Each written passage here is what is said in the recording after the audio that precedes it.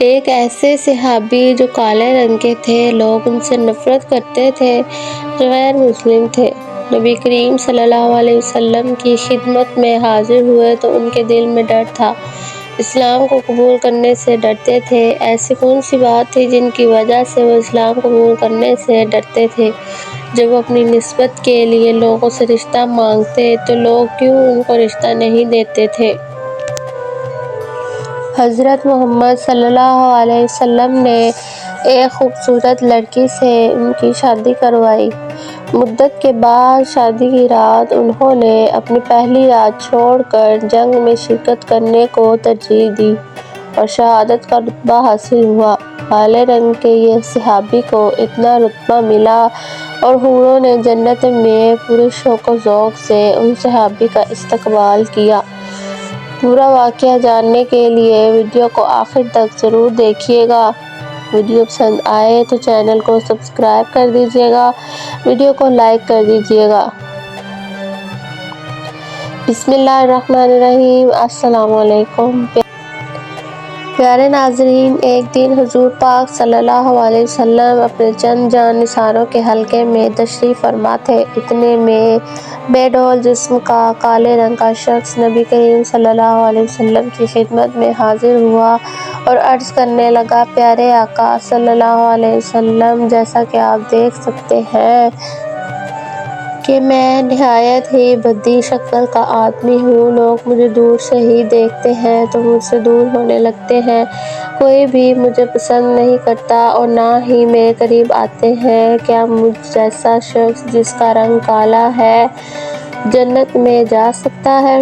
محمد مصطفیٰ صلی اللہ علیہ وسلم نے لطف و کرم سے بھرپور طریقے سے ان پر نظر ڈالی اور فرمایا کہ اس ذات کی قسم جس کے قبضے میں محمد کی جان ہے، تمہیں جنت میں جانے سے تمہاری سیاہ رنگت بالکل نہیں روک سکتی، لیکن شرط یہ ہے کہ اللہ سے ڈرو، اس کی عبادت کرو اور میری رسالت کرو۔ نبی کریم صلی اللہ علیہ وسلم کا ارشاد سن کر ان صحابی کا چہرہ خوشی سے جگمگا اٹھا اور انہوں نے اپنی زبان سے بے اختیار کلمہ پڑھنا شروع کر دیا اور مسلمان ہو گئے۔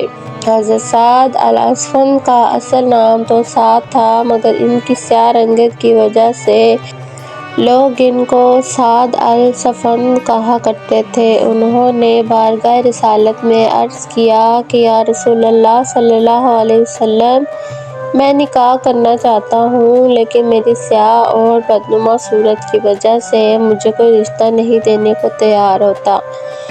میں نے بہت سے لوگوں کو پیغام دیے مگر سب نے رد کر دیے۔ صرف میری بدصورتی کے سبب ان میں سے کچھ لوگ اس بارگاہ رسالت میں موجود ہیں اور کچھ غیر حاضر ہیں۔ نبی کریم صلی اللہ علیہ وسلم یہ جانتے تھے کہ اللہ تعالیٰ نے اس کالے رنگ والے شخص کو نورانی جبلیت عطا فرمائی ہے۔ جوش ایمان کی بدولت ان کا مرتبہ بہت بلند ہے۔ نبی کریم صلی اللہ علیہ وسلم نے فرمایا، سعد، گھبراؤ نہیں، میں خود تمہاری شادی کرواؤں گا۔ تم ابھی عمر بن وہب کے گھر جاؤ، ان کو سلام کرنے کے بعد کہنا کہ نبی کریم صلی اللہ علیہ وسلم نے آپ کی بیٹی کا رشتہ میرے ساتھ طے کر دیا ہے۔ نبی کریم صلی اللہ علیہ وسلم کا ارشاد سن کر حضرت سعد خوش ہو گئے۔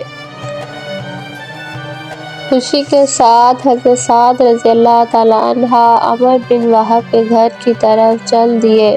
عمر بن وہب ابھی ابھی مسلمان ہوئے تھے، ان کے اندر ابھی زمانہ جاہلیت والی سختی موجود تھی۔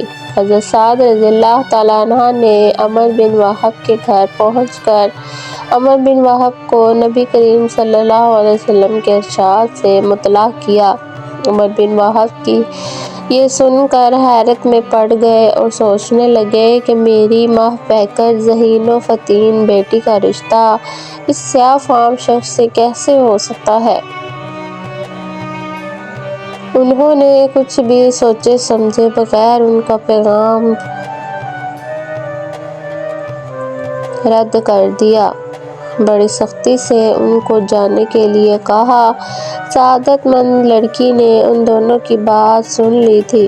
جو ہی حضرت سعد رضی اللہ تعالیٰ عنہ واپس جانے کے لیے مڑے تو لڑکی نے جلد دروازے کو لپک لیا اور بولی، اللہ کے بندے واپس آؤ، اگر واقعی آپ کو اللہ کے رسول نے بھیجا ہے تو میں بھی اس شادی کو خوشی خوشی قبول کرتی ہوں۔ جس بات سے اللہ اور اس کے رسول صلی اللہ علیہ وسلم راضی ہیں تو میں بھی بخوشی اس پر راضی ہوں۔ اتنی دیر میں حضرت سعد رضی اللہ تعالیٰ عنہ واپس جانے کے لیے مڑ چکے تھے۔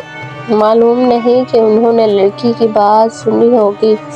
حضرت سعد رضی اللہ تعالیٰ عنہ بارگاہ رسالت میں حاضر ہوئے تو سارا ماجرا بیان کر دیا۔ ادھر سعادت مند لڑکی نے اپنے بابا سے کہا کہ بابا اپنی نجات کی کوشش کیجیے، جلدی کریں، نبی کریم صلی اللہ علیہ وسلم تک خبر پہنچنے سے پہلے ہی آپ اپنی نجات کی کوشش کر لیں، یہاں تک کہ اللہ آپ کو رسوا نہ کر دے، کیونکہ آپ نے ان کے رسول صلی اللہ علیہ وسلم کے قاصد کے ساتھ نہ صرف برا سلوک کیا بلکہ ان کے فرمان کو بھی سختی سے ٹھکرا دیا۔ عمر بن وہب ڈرتے ہوئے بارگاہ نبوی میں پہنچ کر بولے، نبی کریم صلی اللہ علیہ وسلم ان کو دیکھ کر کہا کہ تم وہی ہو جس نے میرے بھیجے ہوئے آدمی کو لوٹایا تھا۔ عمر بن وہب نے نہایت ندامت سے جواب دیا، بے شک میں نے لوٹایا تھا، مگر یہ غلطی لا علمی میں مجھ سے سرزد ہو گئی۔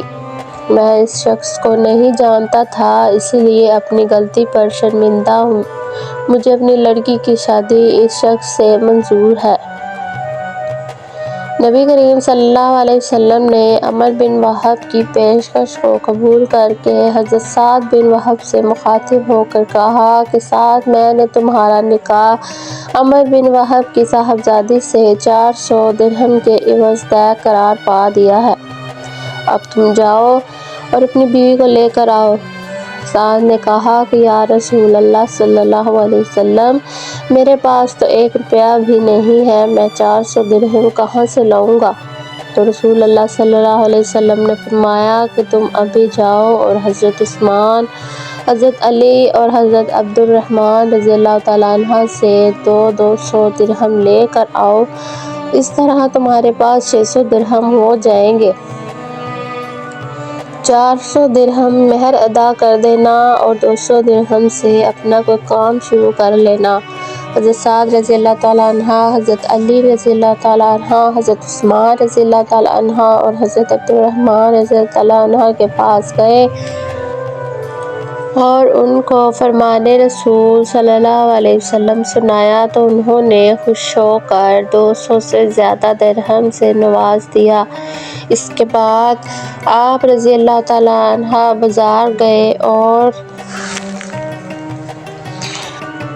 سوچا تو تھا کہ دلہن کے لیے کچھ تحائف خرید لوں، مگر اتنے میں منادی کی آواز کانوں تک پہنچی کہ اے اللہ کے شہسوارو، اٹھو اور جہاد کی تیاری کے لیے نکلو، گھوڑوں پر سوار ہو جاؤ اور جنت کی بشارت حاصل کرو۔ آپ رضی اللہ تعالیٰ عنہ وہ نوجوان تھے جن کی نئی نئی شادی ہوئی تھی، دل میں کئی ارمان، کئی امنگیں تھیں، لیکن منادی کا اعلان سن کر تمام امنگیں ٹھنڈی پڑ گئیں اور ان پر جوش مانی غالب آ گیا۔